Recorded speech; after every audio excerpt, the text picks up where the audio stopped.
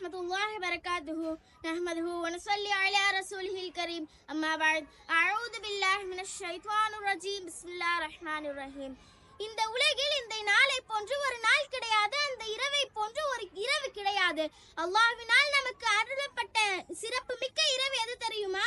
லைலத்துல் கத்ர் இரவாகும். அந்த இரவில் நாம் செய்யக்கூடிய நற்செயல்களுக்கு பன்மடங்கு நன்மை கிடைக்கும்.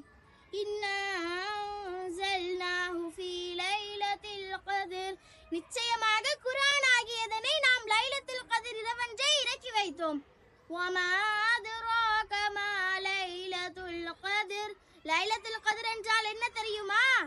லைலத்துல் கத்ரி கைரும் மின் அல்ஃபி ஷஹர், இது 1000 மாதங்களை விட சிறந்ததாகும்.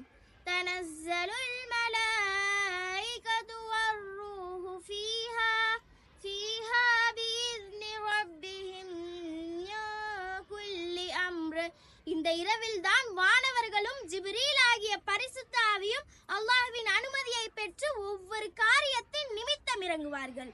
ஸலாமுன் ஹிய ஹத்தா மத்லஇல் ஃபஜ்ர். இந்த இரவானது சாந்தியான இரவாகும். அவ்விரவானது விடியற் காலை புலரும் வரை இருக்கும். இந்த இரவில் தான் மனிதர்களுடைய விதி எழுதப்பட்டது. நபி ஸல்லல்லாஹு அலைஹி வஸல்லம் அவர்கள் எனக்கு லைலத்துல் கத்ர் இரவு காண்பிக்கப்பட்டது, பிறகு மறக்கடிக்கப்பட்டது என்று கூறினார்கள். எந்த நாள் எந்த இரவு என்று வரும் என்று யாருக்கும் தெரியாது.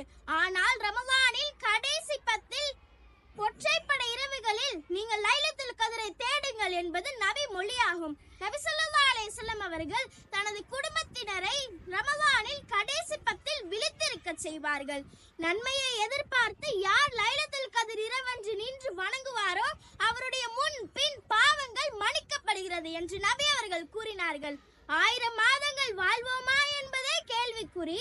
ஆனால் நாம் லைலத்துல் கத்ர் இரவன்று செய்யக்கூடிய நற்செயல்களுக்கு அல்லாஹ் தஆலா 1000 மாதங்களுடைய நன்மைகளை நமக்கு அள்ளி வழங்குவான். எனவே இந்த சிறப்பான லைலத்துல் கத்ரில் அதிகமாக குர்ஆன் ஓதுவது, திக்ர் செய்வது, தர்மம் செய்வது, பிறருக்கு உதவி செய்வது போன்ற நன்மையான செயல்களை செய்து இம்மை மறுமையின் நன்மையை நாம் அடைய அல்லாஹ் தஆலா நமக்கு உதவி செய்வானாக.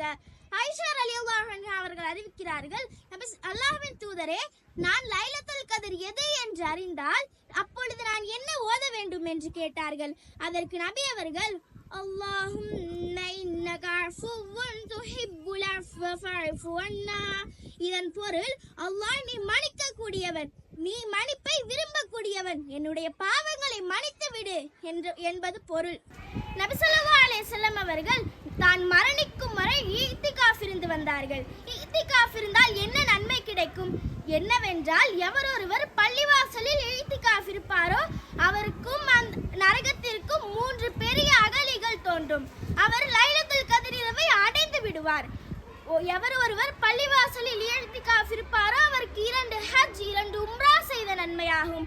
எனவே அல்லாஹ் தஆலா நம் அனைவரையும் லைலத்துல் கத்ரை அடையக்கூடிய நல்ல நசீபை தருவானாக. வாஹிர தஅவானா அல்ஹம்துலில்லாஹி ரப்பில் ஆலமீன். அஸ்ஸலாமு அலைக்கும் வரஹ்மத்துல்லாஹி வபரகாத்துஹு.